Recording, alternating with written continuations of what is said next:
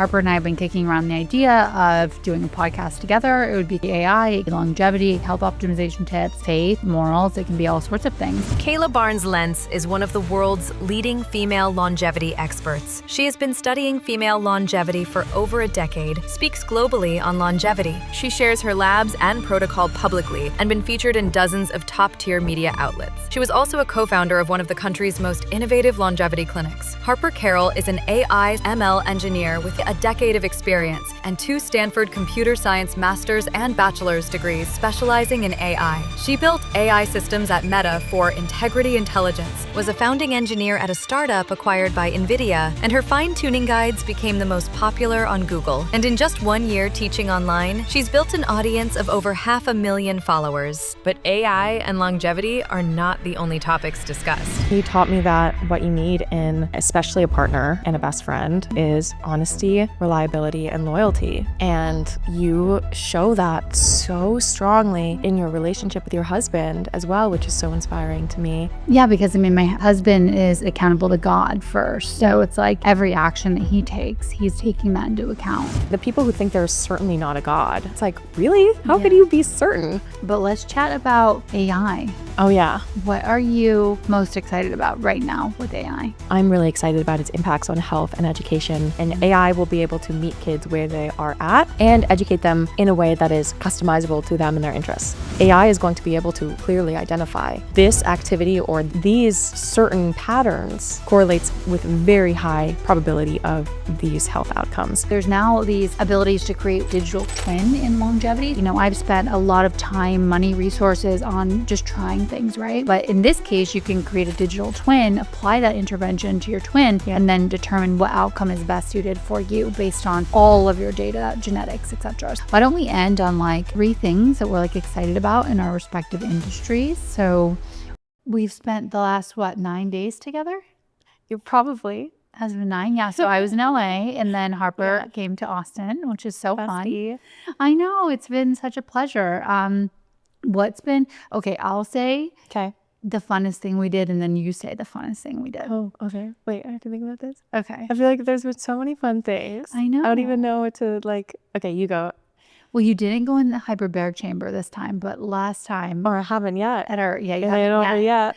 But I loved your experience in the HBOT chamber. Okay, the only thing about the HBOT is I'm claustrophobic.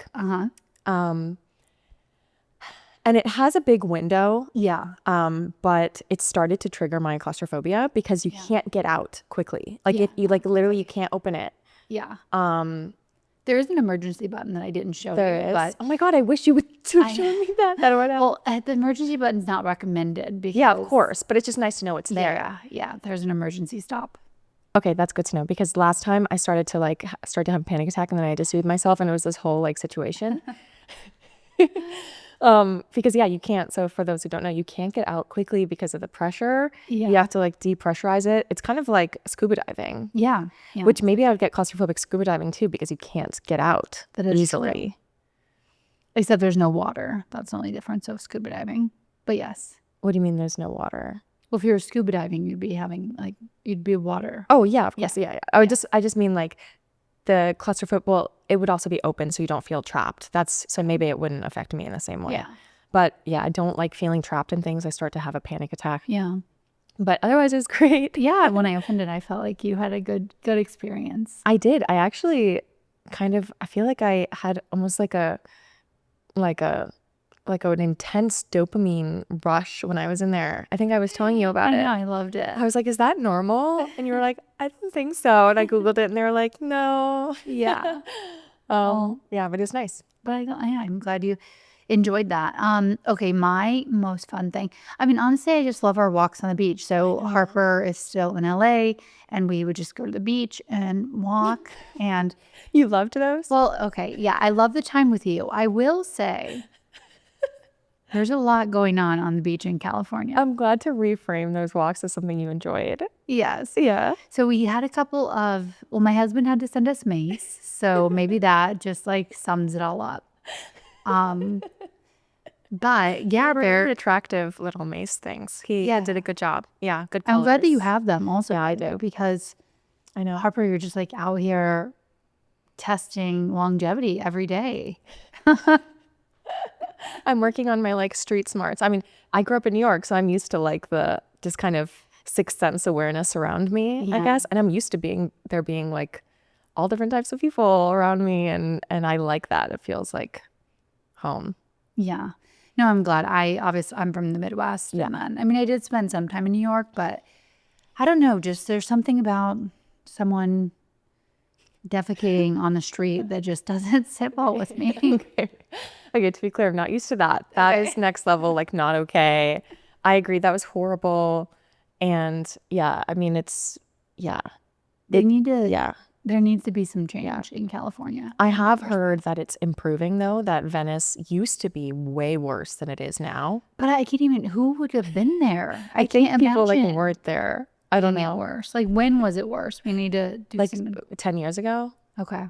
Like it was really bad, and then now they're starting to make it better literally just within the last few years. So 10 years ago, maybe until like literally like 3 years ago, I don't know. Wow. Maybe until a year ago, but they're starting to clean it up because of the Olympics.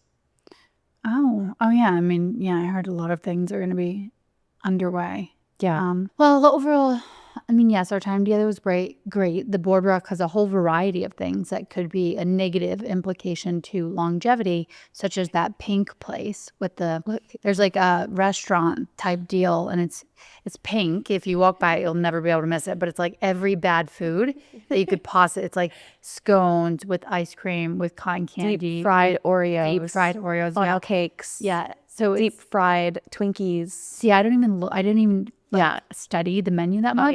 Because I just took one quick glance and I knew it was like totally next level. No-go. It is next level. It's like every worst food that is like plaguing our society today in one stand. Well, so that was great. I loved the walks. I think the walks were really nice. I liked our workout sauna session yesterday where we went in the cold plunge and we're like, wow, like we're doing great. And it was not cold. I know. But it felt really nice. It was good. And then FaceTiming your mom together was fun. I feel like there were even more things. Like I just feel like it's been so nice together. I liked it when like at night when we were laying on my like futon thing. Yeah. And we were just like talking about things. And honestly, the best has been the morning prayers and morning. We've been doing this like Bible thing together every morning, and it's the best. Like Kayla wakes me up at ungodly hours. They let you sleep. You did, but I was kind of bummed because I was like, I wanted to do the prayer thing. But you woke up at 4:30 today, which was not going to work. Because I'm also, not only is that insane, but I'm also on California time, so it's 2:30. But you woke me up at 6 yesterday. Yeah. For California time. Yeah. And we had a really nice Bible thing. But then I was like exhausted for most of the day. But it was so worth it. It was so worth it. Gosh.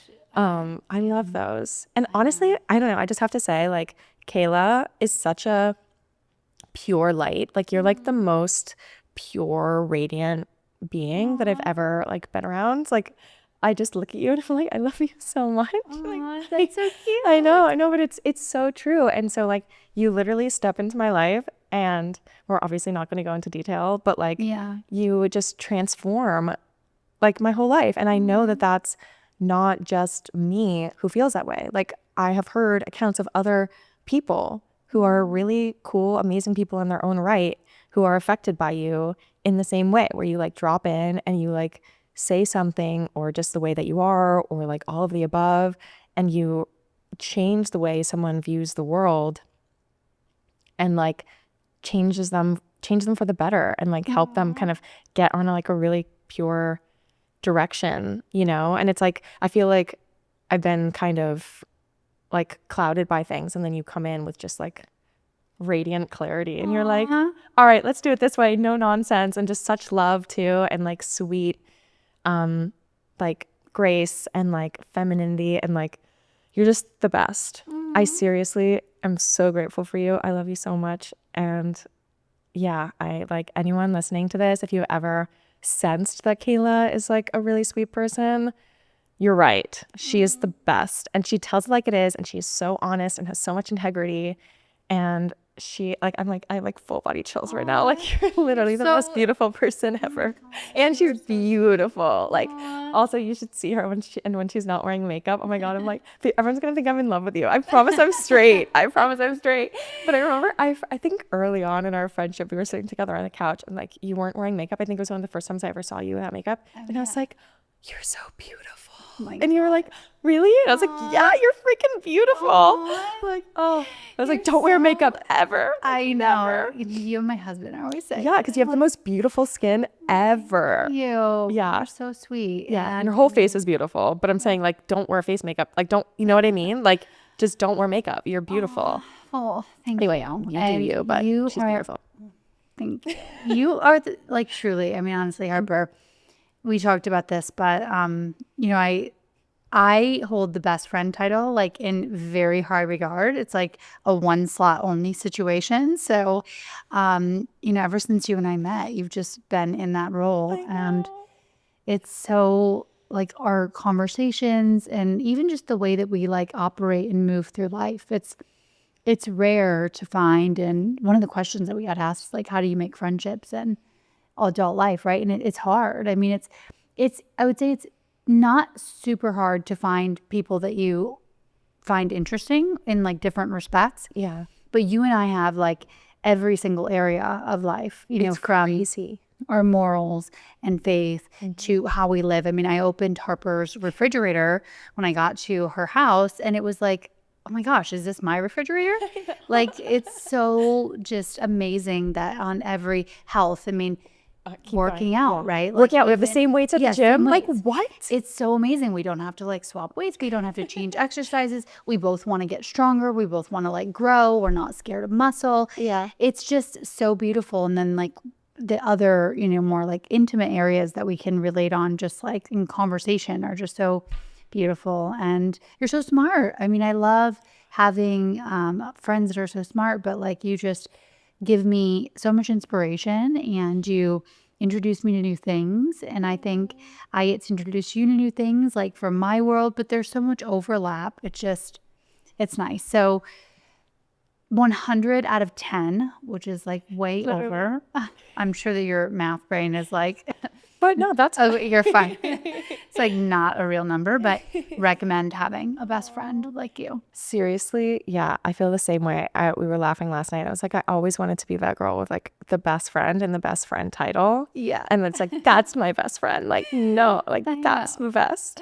Well, Harper, you're a little bit more flexible on the best friend title. I've learned. I used the term bestie recently about someone. I was like, oh, she's my bestie. And Kayla was like, we were at dinner. Kayla was like, excuse me? Yeah, wait, I haven't heard this. I thought I had that. She was like, excuse me, what? It was so cute. But no, you're like literally in the slot.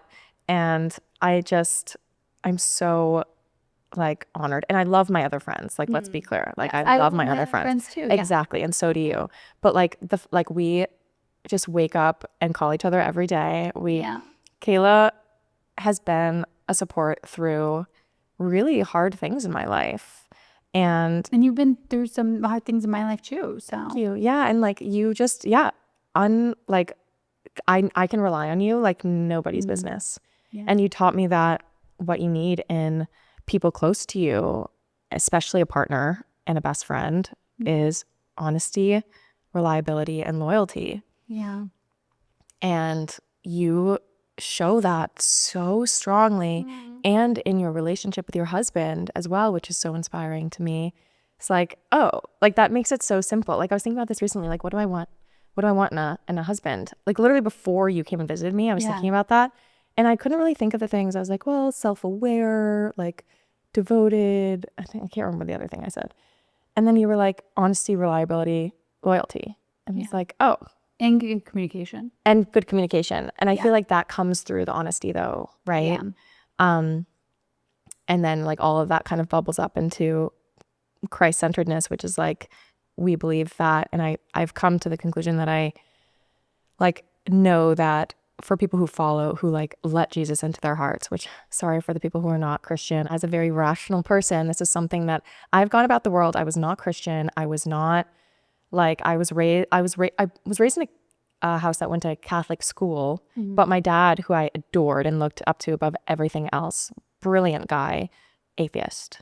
Like, no God. My mom, not really sure. Like, Catholicism was more of like a cultural thing. And I hated how they told me as a little kid, like, oh, you're gonna burn in hell for all of eternity. I'm like, I'm 6. Like, I'm sorry I made a mistake and I'm just gonna burn in hell for all of eternity. So I found Christianity on my own, and like when I was at Stanford, when I was studying computer science, I started having all these crazy coincidences happen. And once you have enough coincidence, when you're a math person, you know that probabilities multiply.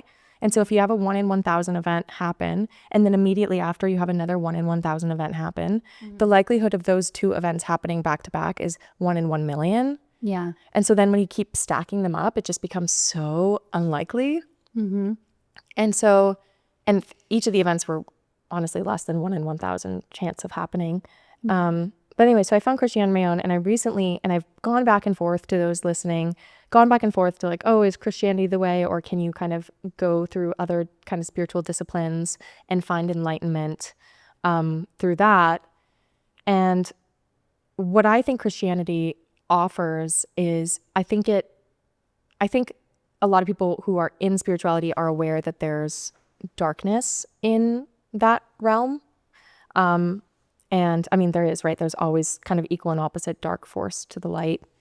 But I think what Christianity offers is like the purity. It like kind of is the way. And by accepting Jesus, that's the only way. I'm starting to believe, and I do believe now, that that's the only way to like really purify your heart in the most easeful way and to keep you protected in that spiritual place.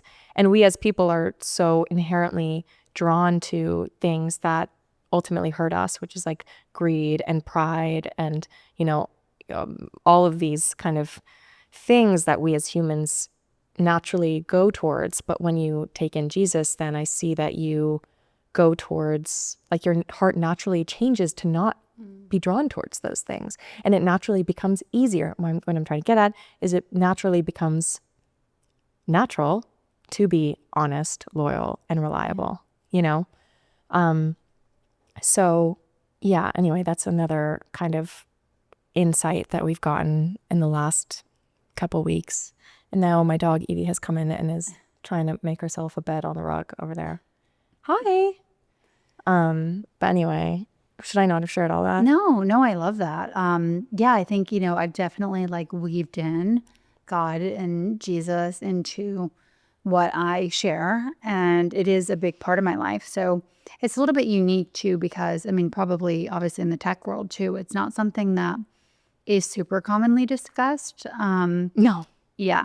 So same thing, the longevity industry, it's not really like round table conversation. Totally. And if you're not interested in this, obviously you can just skip past. Yeah. That's not your thing. But if you have questions or are just kind of looking for direction in this space. So, I mean, I grew up going to church, which was amazing, but I really developed a relationship with Jesus and, a new relationship with God in my older years. Yeah. Like after I left home. And I mean, most recently when I was in Ohio, I was like hosting this Bible study at the clinic, and people would do like cryo, and then we'd do Bible study. But it just changed my perception so much, having that actual relationship. Yeah. And it really does. Like, I've watched my own character change over the years, There have been times that I pray to, just remove any defects that I have or any shortcomings, and we're all going to fall short, of the glory of God. But it's been enjoyable for me to watch myself change. Yeah. And just happiness has increased like substantially. Every morning when I'm reading my Bible that we're now doing together, I literally go to Restored in Aura, and you're just so at peace and so relaxed. And I'm not doing any intervention like HBOT or not even, anything like that. And it's just putting me into this amazing place. And I feel like my days are so much better. And I've been so blessed to have my husband who is just such a strong man in faith and has brought us closer together. And, when I think about not having God or a force bigger than yourself, at least then in your marriage, I completely understand why the marriage rates can be so high, right? Like, it can be divorce rates if you're, divorce rates if you are only living for yourself. Yeah. And we live in a very, and people probably think about my routines, right? Like how much time I put into these different protocols or like, investing in myself. They might think that's very self-centered because we live in a very self-centered world, and it can be perceived that way. For me, it's more so not that I'm scared of death or that I'm scared of dying, because I believe I'm going to heaven, but we also are called to be good stewards of our bodies. And, what started as that, has become this really kind of interesting project for me. And that's just how it's evolved. So, yeah, I mean, we should do more on this. I should share more eventually. Oh, yeah, we could like have like little kind of side like chats that actually might be really cool. Maybe that's what our podcast is about. Yeah, that would be great. Because we've been thinking about wanting to like have host chats, but we don't know what we want it to be about. But maybe it would be about that, of like two super logical, data-driven women who came to God and to Christianity, and like why and how it's changed our lives. Because again, I'm a super logical, super math-minded person. Like I have always only been in rooms with super math-minded, super smart people. Yeah. Like, they're like, and that is how my mind is. Mm-hmm. But I believe that there is something else. And just from my own experience and from the experience learning of others as well. One thing I'll say to go back is my dad, who wasn't atheist now talks about God sometimes. And like I think he's seen enough in his life and has had moments recently where he also, as a math person, is like, whoa, the chances of that leading to that, and then that person being there at the right time and this moment, it's like he's starting to realize that there's a lot more too. And I've seen it change him and change his heart. And he is like, he has grown so much. That's so beautiful. Yeah. And so now I'm like, we just watched this thing about the Shroud of Turin, which is crazy because I didn't know about this, but Kayla showed it to me. It's like the linen cloth that they put over Jesus after he died. It has this like 2 nanomicron something indentation, or not indentation, but printed image of a body, like a full body. And you can see Jesus, you can see the crown of thorns, you can see everything.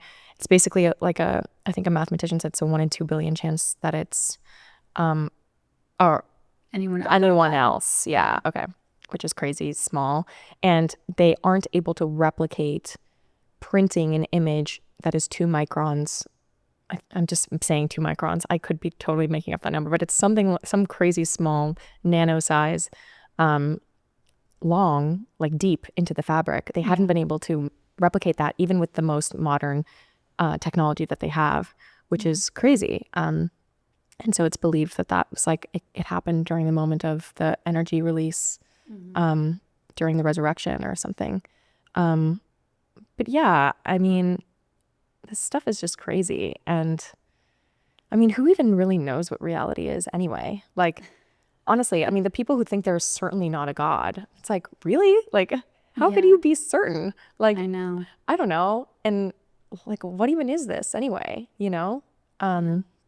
So yeah, maybe there is a God, and maybe like unlocking that and following that and finding that there's so much more magic in the world than we realize is part of this like crazy life experience that we've been given, Yeah.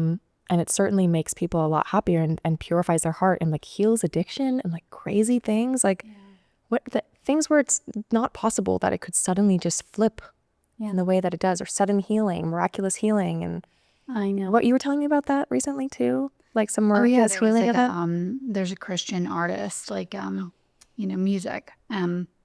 He broke his back, and then he went for his like repeat scan, and it was already healed. There had been like 5,000 people praying for him at a church. And it just healed like right away. Yeah, it was like the next week when he went to go get a follow-up scan. So super cool. And I was just so excited to share. We'll drop a link in the show notes or YouTube notes of the Shroud of Turin, because I was so excited to share with you, because I know how much you love data, as do I. You know? And to listen to the Shroud of Turin is the most studied artifact.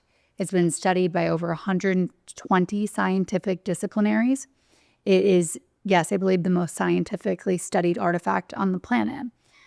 because people have so much interest in this, right? And like not just religious people have studied it, or Christian people, or like the even hematology reviewers, like the blood and the blood types and the way that it was on the linen, and exactly right with the imprint. So it wasn't paint because it would go all the way through the linen, but essentially they're unable to figure out how it could be such a small imprint, but so clearly seen there. So, but yeah, I was excited to share it because the whole episode was just packed with all of the different studies and research on this artifact, and it's really compelling. That guy's amazing.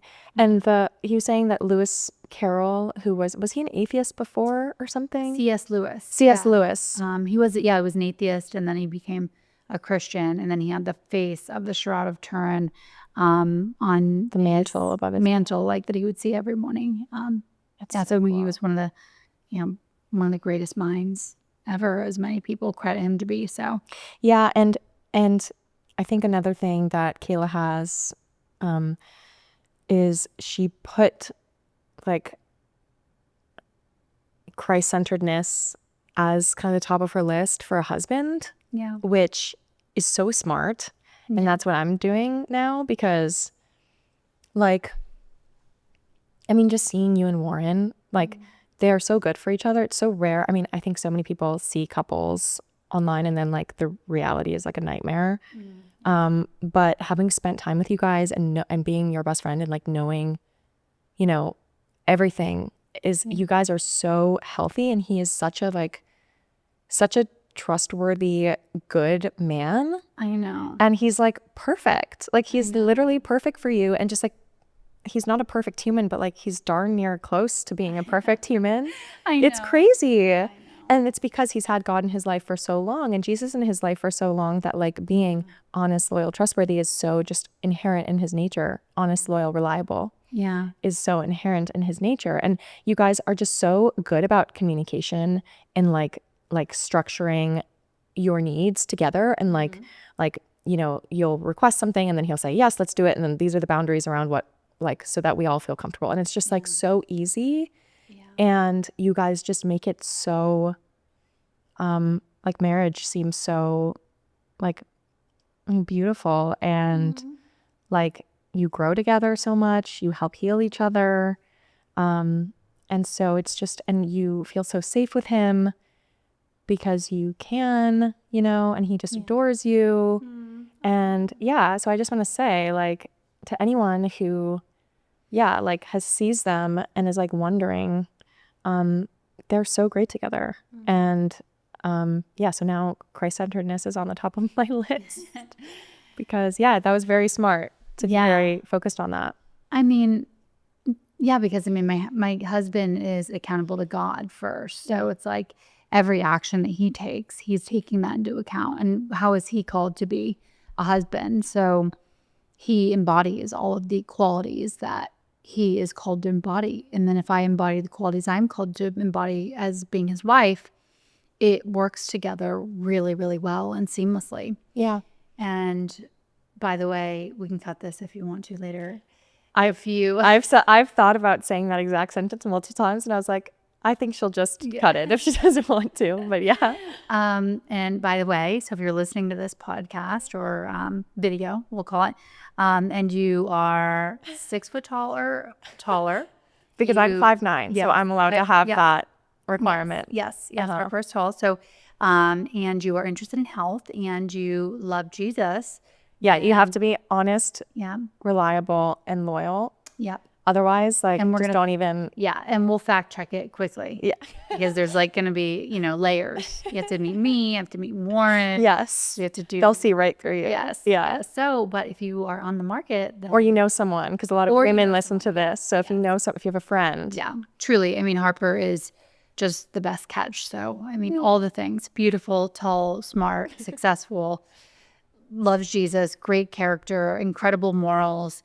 And I've got to experience this like over, the course of over a year now, like when presented with the right or wrong choice, like you always make the right choice. And that is so important to me as a friend, but also would be incredibly important as a wife. The nicest thing. Thank you. I really appreciate it. And yeah, I'm excited. I mean, we'll see you, listeners. Listeners, this is your time. Who have you got? Yeah, you can slide into her DM. Is that the best way? Will you see it? Yeah, the DMs are hard. Okay. I should make like a date me at harpercarrollai.com. Okay, yeah. Like so email we'll alias. Yeah. No. Okay. I mean, No email. what should we do?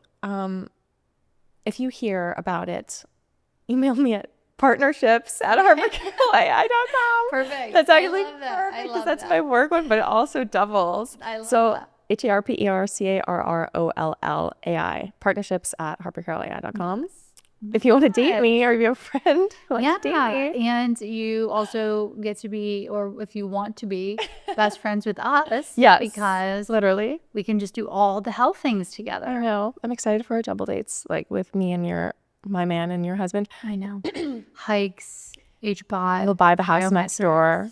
Live next That's door. the dream, is to live next door to you. I know. That's the literal dream. I know. I can teach health to our kids in homeschooling. You can teach AI. Perfect. Math and AI. There we go. Like, I'm so excited to teach math. When my little sister was a kid, I used to like play school with her because I've always loved to teach.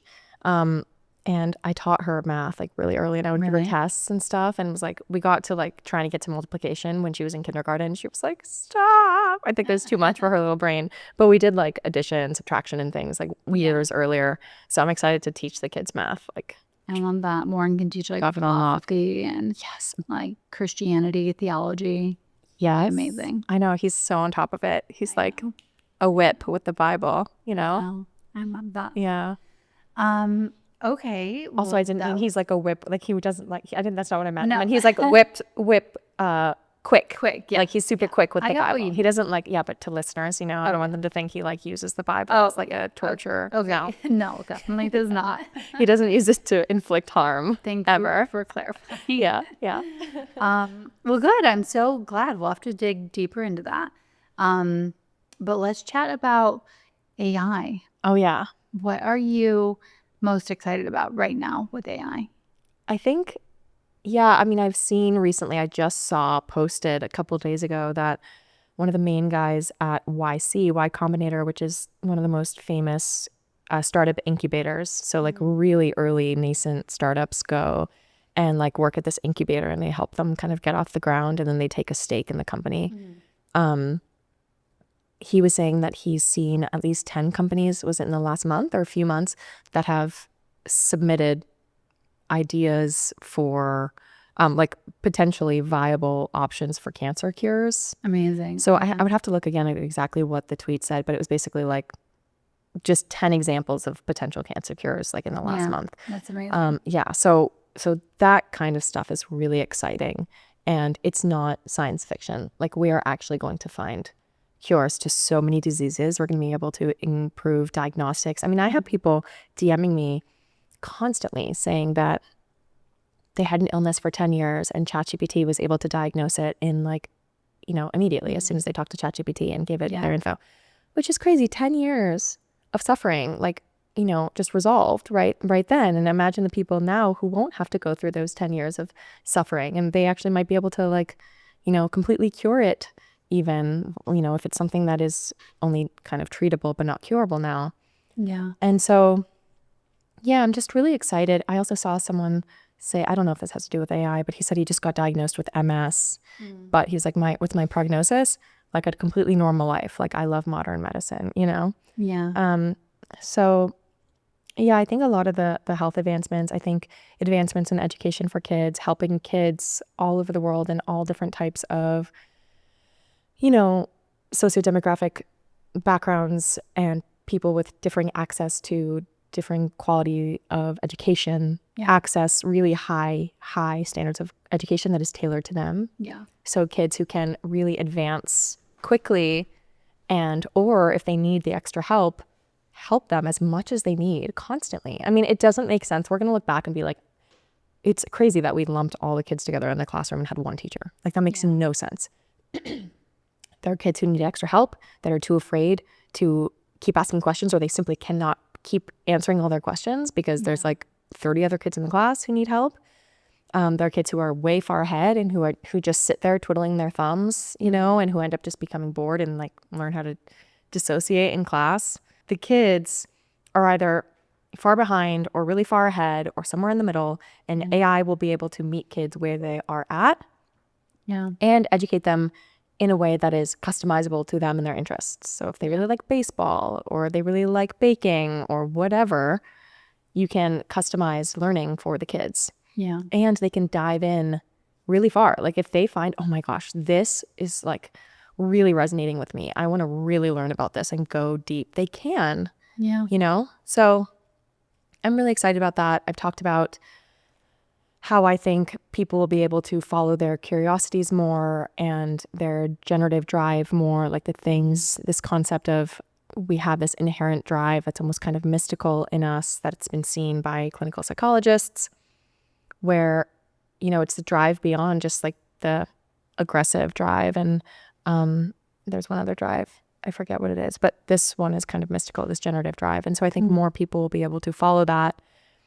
And it won't be confined to, the most wealthy people or the people with access to the most resources, because everyone will be able to access AI at some level.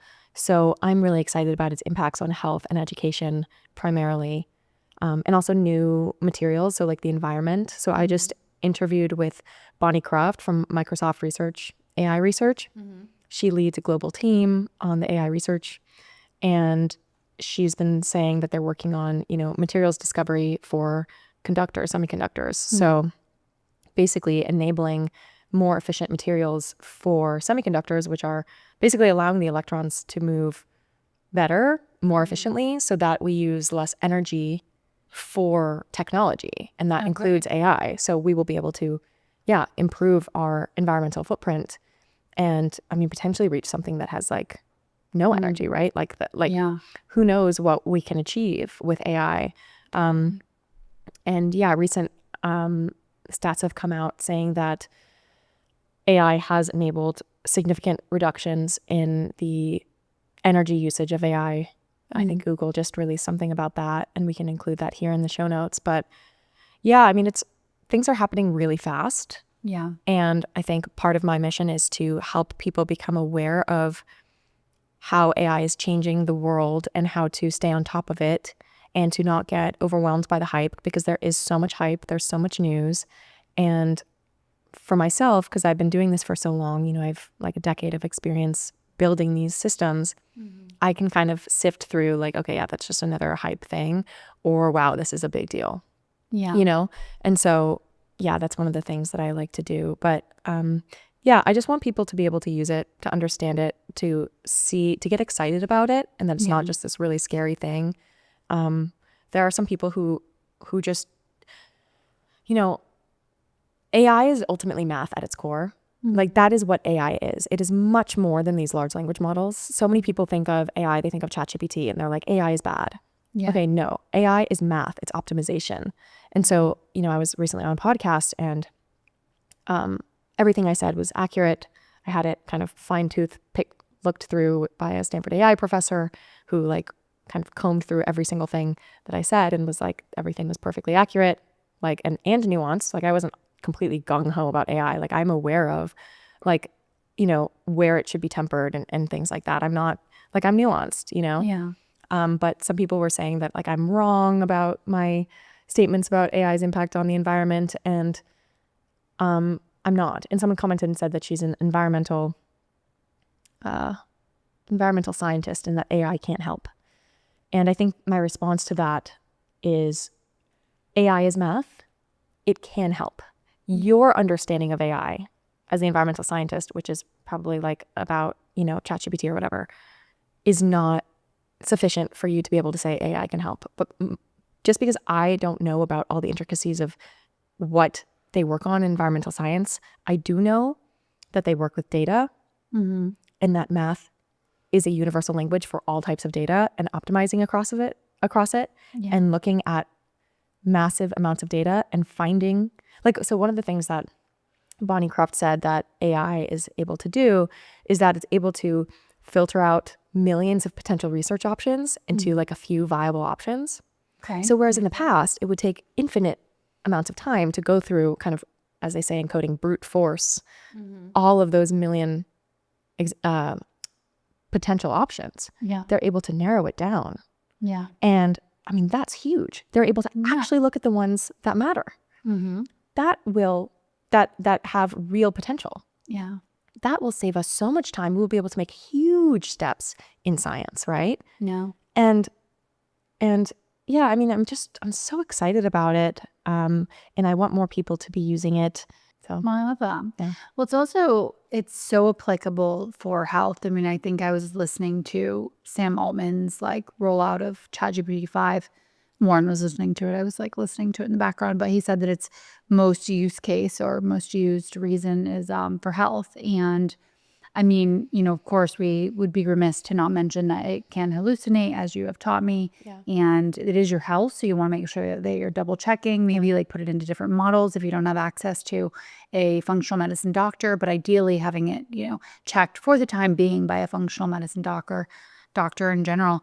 I think it's definitely going to be able to outperform doctors. Not that we won't need doctors, we always will. And emergency medicine is so incredibly beneficial, but just the fact that you can take your results, upload them, and from someone who, owned and operated a clinic and has seen medical doctors and a variety of integrative and functional practitioners, what their protocols and what their reasoning is for giving specific answers, it's so good. Yeah. You can look at the much larger picture too, which when you're dealing with as much data as I'm having drawn, for example, and you're looking at thousands of data points and you're looking at linearly over the course of years, humans can't process all that. No. So when I take, 700 markers, you will hear this morning, I had, probably 20 vials of blood drawn. That doesn't include the stool sample that I sent in or the urine analysis. So that's what you were doing this morning. Yes, that's what I was doing. You didn't even know. So I have all these data points. And one individual, it's incredibly difficult to pair all of this data with my genetic predispositions and my genetic data. And there's now these abilities to create what we call a digital twin in longevity. Yeah. So you create the digital twin with AI, and you can essentially apply different treatments or protocols to yourself, but you're not really doing it to see what will have the best outcomes. Right. How cool is that? I mean, it's amazing. It's crazy. You don't even have to, because a lot of this, I've spent a lot of time, money, resources on just trying things, right? Yeah. Trying ozone or trying TPE or trying HBOT or trying whatever that intervention may be, which can cost thousands to tens of thousands of dollars. But in this case, you can create a digital twin, apply that intervention to your twin, and then determine what outcome is best suited for you based on all of your data, genetics, etc. So yes, it's amazing. And not to mention the ability it has to kind of soothe health anxiety. I mean, it probably could also increase health anxiety potentially, because if you're putting a ton of data into it, but don't have access to a doctor right away. But the good thing is, let's say, everybody, when you go to a standard hospital system or medical system, you get your results typically in your portal well before you ever have a chance to review them with the doctor. Yeah. So if you get a result that you're scared about or worried about or just want to know more about, you can just drop it in there and get answers, really quickly, and start, optimizing before you even see the doctor. Or third use case, my cousin, she is in the Western medical system. She's not near, my previous clinic or anything like that. And she had so many questions that she wasn't able to format and put proper reasoning behind them as to why she wanted specific labs or what labs to ask for. And now she can come in so prepared with her questions, why she wants them, what lab she wants drawn. And, she's finding a great amount of success in getting these labs because she has a reasoning behind it for her own, personal needs as to why she needs these labs. So I'm excited. And like you talked about, it's kind of the democratization of school, right? And education, and not everybody can, afford to go to an amazing school or, be placed there, but now you have access to this incredible education. Same thing with the functional medicine space or longevity medicine. It's a lot of individuals can't afford to see a longevity doctor or have them on staff, but now you have that in your pocket, and a health coach and a nutritionist and a trainer. So it's really I think super exciting and beautiful. It is exciting and beautiful. I mean, I'm just thinking about, you had a scan done recently and I asked you like, oh, you have this other question about, it was like a body part or something. And I'm like, oh, you have this other question about that. It's like your arm. And I was like, oh, can we ask the radiologist about that? And you're like, no, because they're very specifically trained for this one thing. Yeah. And I'm like, wait, but you have the image, and this is a perfect example for AI. It's like, it can be an expert in all the different areas analyzing this image. And so you can ask it about one question, one area, and then you can ask it to verify something different because it's not just trained in this one highly specialized area, Yeah, totally. So, Well, and if you think, you taught me about the concept of polymaths, like, there are very niche experts in the medical industry all across different areas, whether it be oncology, whether functional oncology, whether it may be Lyme disease. And if you live in a place where you don't have access to that expert, but you now have all of that experts, either papers or research or books or whatever it may be, content, and it's all searchable, then it's really just allowing access that we've never had before to some of the best people in the world, just via, a model, as you would say. Yeah. So just to clarify, so a polymath is someone who's an expert in 2 or more fields. Yeah. And in history, there actually have not been very many polymaths. Yeah. Some of them were Nikola Tesla, Thomas Edison, Da Vinci, and they had outsized impacts on the world because of their ability to synthesize across multiple fields and draw correlations that typically the human mind can't because they are only an expert in one field. Yeah. AI is the ultimate polymath. It can become an expert in thousands, millions of fields, right? And so it's going to draw these correlations that we've never seen before through that knowledge. And so if you think about the impact that just those 3 individuals had on the world, massive. AI can do that at an enormous scale. Like if you just try to imagine, like fathom what's to come, we can't even know, but we're going to see tremendous leaps forward in technology, in our health, in all areas of life. Yeah. Yeah. It's going to be like the ultimate polymath doctor because it'll be able to bring all of these different disciplines and take medicine back to what it used to be, right? Like it was a whole body medicine. Like now it's in medicine, the more specialized you are, like the more prestigious it is, the more training that you've had. But now it can go back to like looking at all of that, but bringing it back to like the system as a whole, which I'm really excited about. And also like, we're a lot of diseases that happen, that people get, we don't know what causes them, right? Like it's a mystery. But with AI over time, as we're tracking, people's lifestyles and their markers and just tracking them through life, which I think we'll be able to do at some point, AI is going to be able to really clearly identify, wow, this activity or this group of activities or whatever genes or whatever, what have you, correlates with very high probability of these health outcomes. And actually, Noor Siddiqui, who is the CEO of Orchid, they do embryo screening. So they look at the genetics of embryos. And what they did was basically train AI models on these, on massive amounts of genetic data, seeing like, okay, this string of someone's genome, and then this, like, so this is someone's genome, and then this is their health outcome. Or they have severe autism or other types of really debilitating illness. Then by the AI analyzing enormous amounts of genetic data, they're able to see, oh, these kind of, certain patterns correlate with a very high probability of these diseases. And so they're then able to kind of choose, or rather they're able to, when implanting the embryos, they're able to choose the ones that are most likely to be healthy, because her mom died from a genetic disease that made her lose her sight, and then ultimately she died. So that was a really hard thing to go through, and there are so many kids who are born with genetic diseases that she's saying that doesn't have to happen anymore. And obviously there are like ethical, questions around this, but I think it's ultimately a net positive. So, and then that can be, just applied at scale. So in terms of these insights of, if that's what we see looking at genomes, we will then be able to see, okay, maybe it's not genetic, maybe it's from these lifestyle factors, and these patterns, these groups of lifestyle factors cause this kind of illness. And so then we'll be able to help people live healthier lives.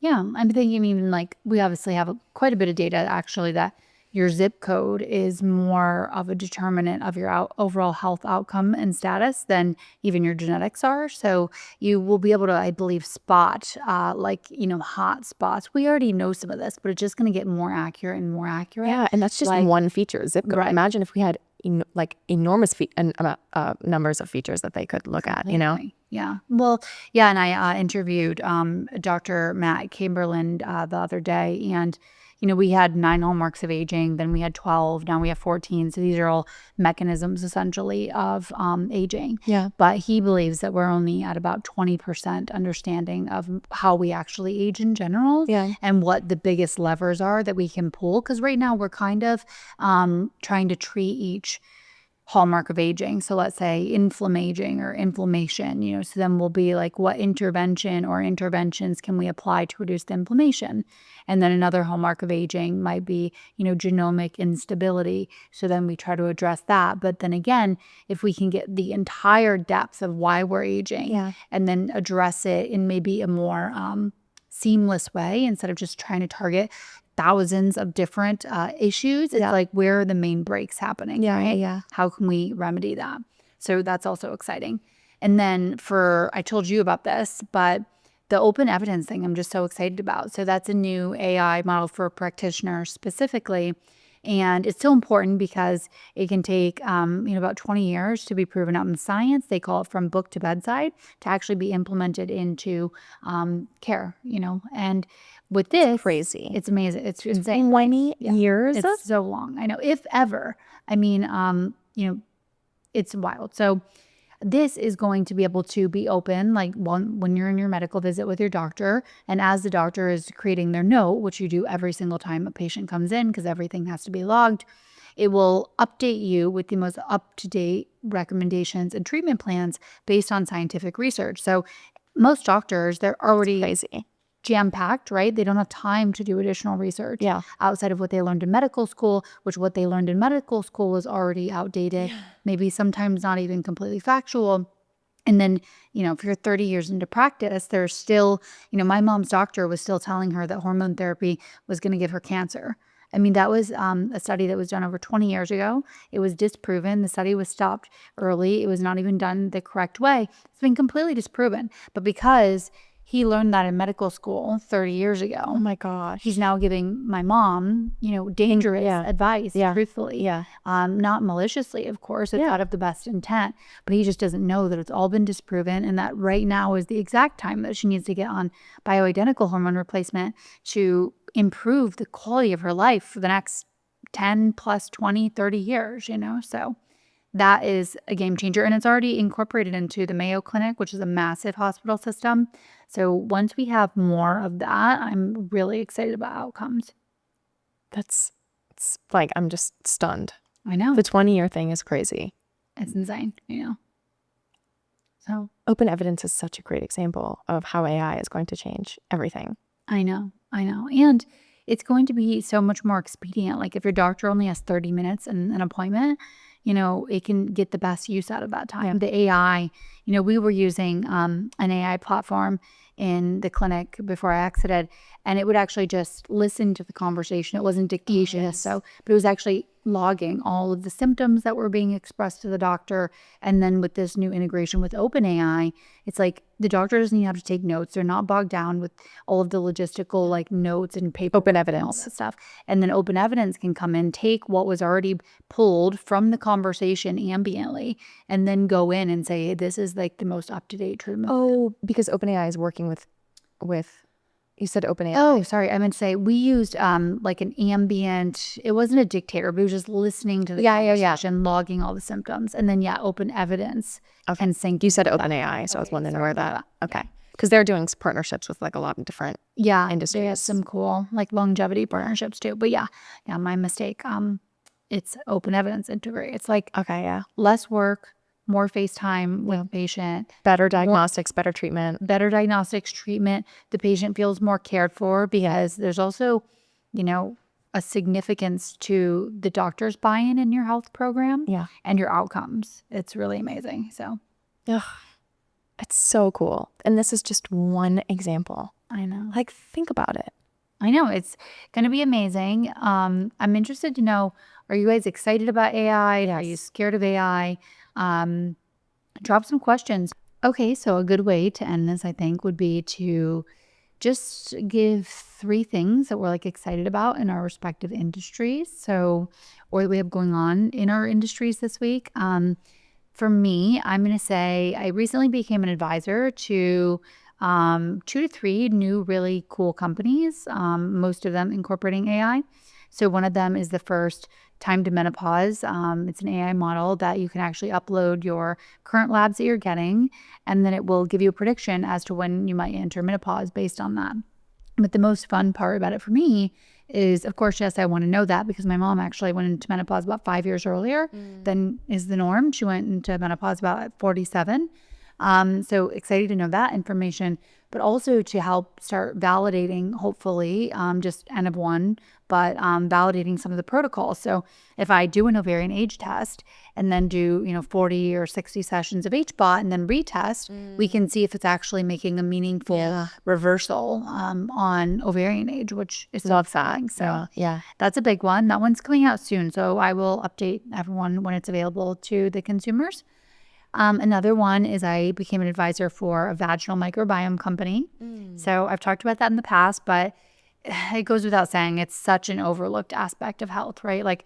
We have a vaginal microbiome just as we have a gut microbiome, and nearly no women are testing their vaginal microbiome, and a very large percentage of women are experiencing some sort of vaginal issue, whether it be yeast infection or BV or something of that nature. And we need actual remedies, not just prescribing antibiotics or, antifungals over and over and over and just wiping out the whole vaginal microbiome. Okay. So, and the vaginal microbiome can also have impacts on fertility. So it gives an entire readout of good bacteria in the vagina, bad bacteria, things that might be impacting fertility. So I'm excited about that company.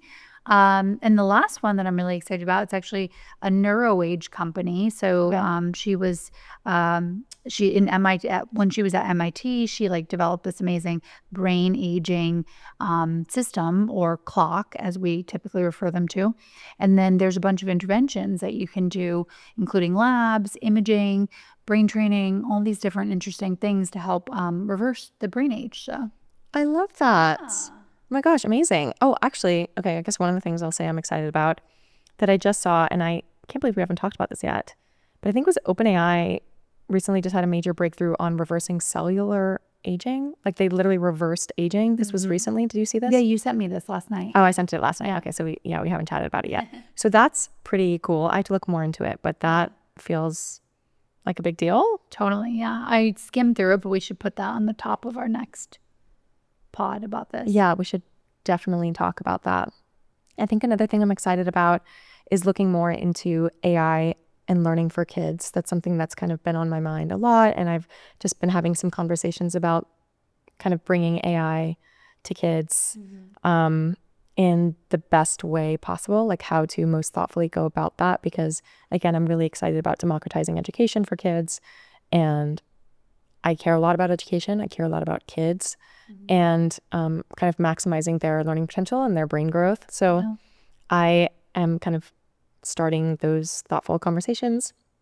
So that's what I think I'm really excited about. Are you excited about AI? So Harper has a dog. I don't. Yes. But I've seen some chatter about potentially the AIs, to be able to interpret what animals are saying. Oh my God, cute. I thought you were going to go say a longevity for dogs, which is also something in development with AI.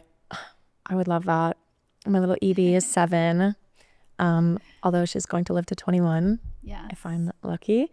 But yeah, I mean, I feel like my dog and I have such great, in terms of the communication thing, I feel like I understand her 95% of the time.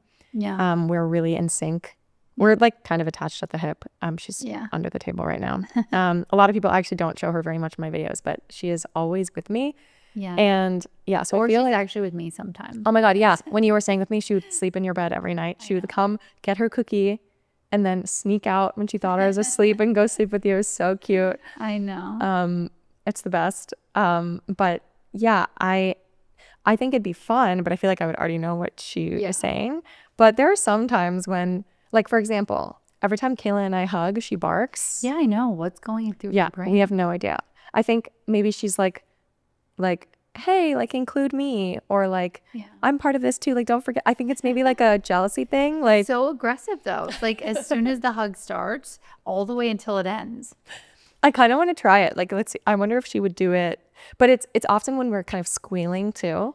Okay. So I wonder if it's the sound, like the squeal plus the hug. She's like, settle down now. Yeah. You know, I don't know what it is. So things like that where it's like, what are you doing? And sometimes she'll come and put her paw on you, like she was doing it when you were over, and she like wanted something, but we didn't know what it was. Well, I think her toys were blocked. Oh, you're right. You're right, because of the giant green screen that I put up, which was such a fail.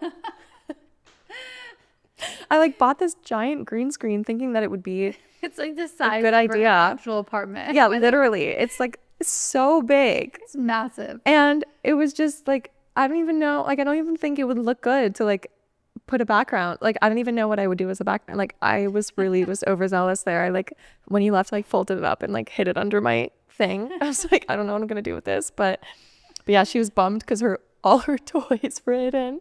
And she put her little paw on you and was like, excuse me, ma'am. Asking for something. I didn't know what it was. I didn't see the toys blocked, and then you identified it. See, exactly. So I don't know. I kind of have like a psychic telepathic thing with her. But you do. Yeah. But anyway, so yeah, I mean, lots of really cool, exciting stuff happening right now.